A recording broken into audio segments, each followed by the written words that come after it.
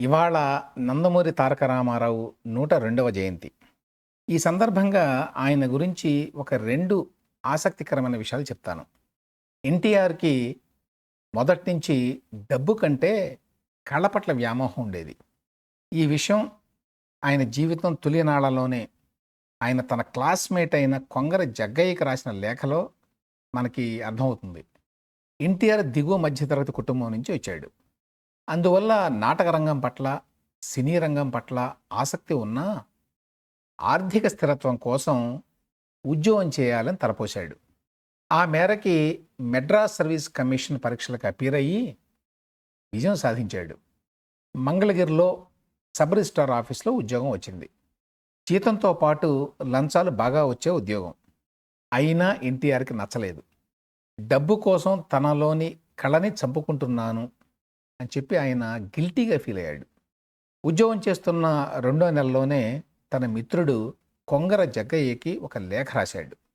ఈ లేఖని 1947 అక్టోబర్ 10వ తేదీన స్వహస్తాలతో రాశాడు. పోస్ట్ కార్డు మీద రాసిన ఈ ఉత్తరం ఇంగ్లీష్లో ఉంది. I'm forced to sell my soul and art in this office. అంటే ఈ ఉద్యోగంలో నా ఆత్మని, నా కళని అమ్ముకోవాల్సిన దౌర్భాగ్యం కలిగింది అని అర్థం. ఈ మాట రాశాడు ఆ లెటర్లో. ఈ లెటర్లో ముందు కొంత భాగాన్ని చదువుతాను. Dear mister Jaggayya, no letters from you. I'm making enquiries about you, but I'm not able to receive any assured and reliable information about you. Jaggayya garu అప్పట్లో మోరంపూడిలో ఉంటున్నాడు, దుగ్గిరాల దగ్గర. బెజవాడికి ఆ ఊరు 25 కిలోమీటర్లు కూడా ఉండదు. అయినా జగ్గయ్యకి సంబంధించిన సమాచారం తెలియడం లేదు అని చెప్పి ఎన్టీఆర్ రాశాడు. ఆ రోజుల్లో కమ్యూనికేషన్ ఎంత కష్టంగా ఉండేదో దీన్ని బట్టి అర్థం చేసుకోవచ్చు. ఇంకా ఏం రాశాడంటే, by the by, I have come to know that you have been employed in the post of an editor, tutor and so on. As regards myself, I'm working in sub court. అంటే మీరు ఎడిటర్గా, ట్యూటర్గా కొన్ని ఉద్యోగాలు ఏవో చేస్తున్నారు అని విన్నాను. నేను sub కోర్టులో పనిచేస్తున్నాను అని చెప్పాడు. అప్పట్లో సబ్ రిజిస్ట్రార్ ఆఫీస్ని సబ్ కోర్ట్ అనేవాళ్ళు.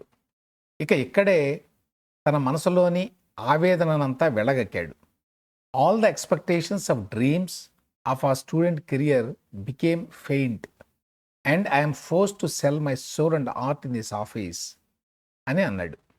అంటే మంచి ఆదాయం వచ్చే ఉద్యోగం ఉన్నా ఎన్టీఆర్లో తన కళా తృష్ణని తీర్చుకోలేకపోతున్నాను అనే ఆవేదన ఎక్కువ ఉంది.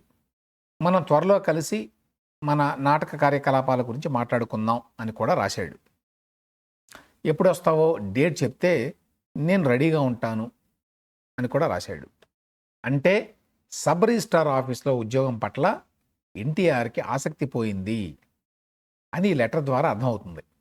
తప్పనిసరి పరిస్థితుల్లో ఉద్యోగంలో చేరాడే కానీ ఆయన మనసంతా నటనపైనే ఉంది అనేది కూడా 1947లో రాసిన ఈ లెటర్లో తెలుస్తుంది.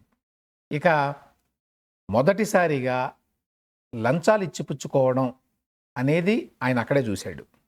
ఆయన వాటా కింద ఆయన కోటు జేబులో సాయంత్రానికి డబ్బులు పెడితే ఎన్టీఆర్కి కోపం వచ్చింది. అందుకే ఆ ఉద్యోగంలో ఆయన 6 వారాలు కూడా పనిచేయాల. మద్రాసులోనే తన అదృష్టాన్ని పరీక్షించుకుందామని చెప్పి రైలు ఎక్కాడు. ఈ లంచాల వ్యవహారం ఆయన మీద చాలా గాఢమైన ముద్ర వేసింది. సీఎం అయిన తర్వాత ప్రభుత్వంలో లంచాల మీద ఎన్టీఆర్ పెద్ద యుద్ధమే చేశాడు. దానివల్ల ఆయన రాజకీయంగా నష్టపోయాడు కానీ వ్యవస్థలో అయితే మార్పు రాలేదు అప్పటికి ఇప్పటికీ. అది వేరే విషయం. ఈ లెటర్ మీద ఆయన బెజవాడ నుంచి రాసినట్టుగా ఉంది. ఆయన రాసిన బెజవాడ స్పెల్లింగ్ BEZWADA. తన పేరుకి ఆయన ఇంగ్లీష్లో రాసిన స్పెల్లింగ్ కూడా చాలా ఆసక్తికరంగా ఉంది. RAMAROW అని రాశాడు. రావుని ఇంగ్లీష్లో ROW అని రాసేటువంటి సాంప్రదాయం ఉండేది అప్పట్లో. ఎన్టీఆర్ BA అని రాసుకోవడంతో పాటు K జగ్గయ్య BA అని కూడా రాశాడు. ఇక అడ్రస్ ఏమో మోరంపూడి వయా దుగ్గిరాల. ఈ పోస్ట్ కార్డు పైన మొదట్లో నేషనల్ ఆర్ట్ థియేటర్స్ అని ఉంది. ఇది ఎన్టీఆర్ ఏసీ కాలేజీలో స్టూడెంట్గా ఉన్నప్పుడు, అంటే 1946లో పెట్టినటువంటి థియేటర్ కంపెనీ ఆయనే పెట్టాడు. నాటకాలు పిచ్చి ఉన్న స్టూడెంట్స్ అంతా కలిసి సొంత డబ్బులు ఖర్చు పెట్టుకొని ఆ బ్యానర్ కింద నాటకాలు వేసేవాళ్ళు.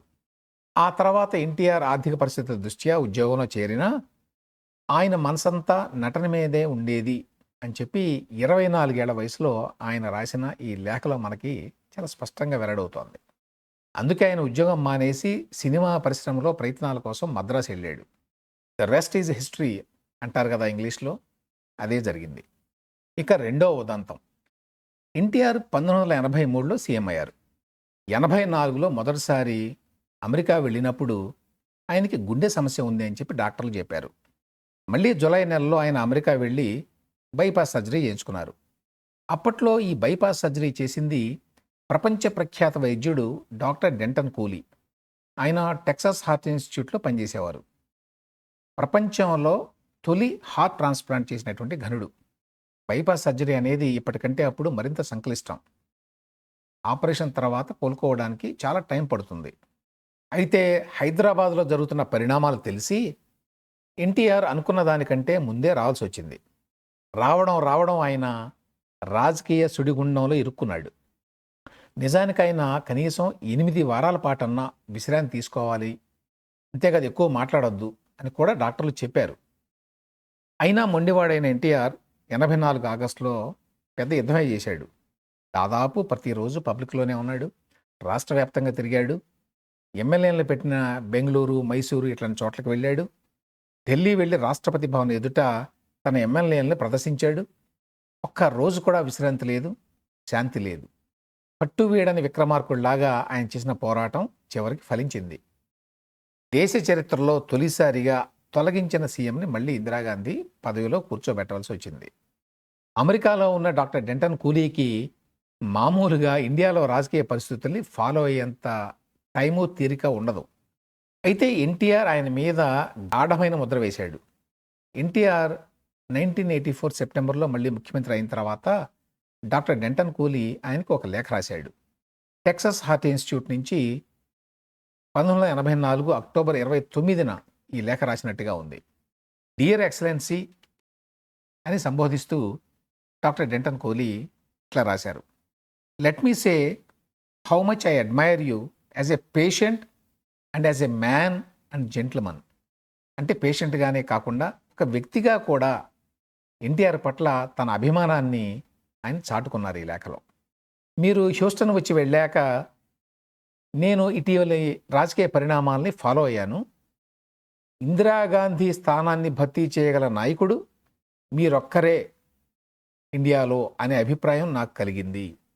మీకు ఆ ఉద్దేశం ఉందో లేదో నాకు తెలియదు, కానీ అంటే జాతీయ రాజకీయాల్లో పాత్ర పోషించాలనే ఉద్దేశం ఉందో లేదో నాకు తెలియదు, కానీ ఒకవేళ గనక ఉంటే మీ డాక్టర్గానే కాకుండా మీ అభిమానిగా నా మద్దతు ఎప్పుడూ ఉంటుంది అని ఈ లేఖలో రాశాడు డాక్టర్ డెంటన్ కూలీ. అమెరికాలో డాక్టర్లు ఇట్లా పేషెంట్లతోటి వ్యక్తిగత సంబంధాలను మెయింటైన్ చేయడం అరుదు. పేషెంట్గా కూడా ఎన్టీఆర్ ప్రదర్శించిన దృఢ చిత్తం డాక్టర్ డెంటన్ కూలీని చాలా ఇంప్రెస్ చేసింది. అందుకే ఆయన ఇట్లాంటి లేఖ రాశారు. ఈ రెండు ఉదంతాలు ఒక కళాకారుడిగా, ఒక రాజకీయ నాయకుడిగా ఎన్టీఆర్ ప్రత్యేకతను చాటి చెప్తున్నాయి. నా పుస్తకం maverick messiah a political biography of NT Rama Rao నుంచి నేను ఈ సమాచారాన్ని మీకు అందించాను. ఆసక్తి ఉన్నవాళ్ళు అమెజాన్లో ఈ పుస్తకాన్ని పుస్తక రూపంలో, కిండిల్లో, లేకపోతే ఆడియో రూపంలో కూడా పొందవచ్చు.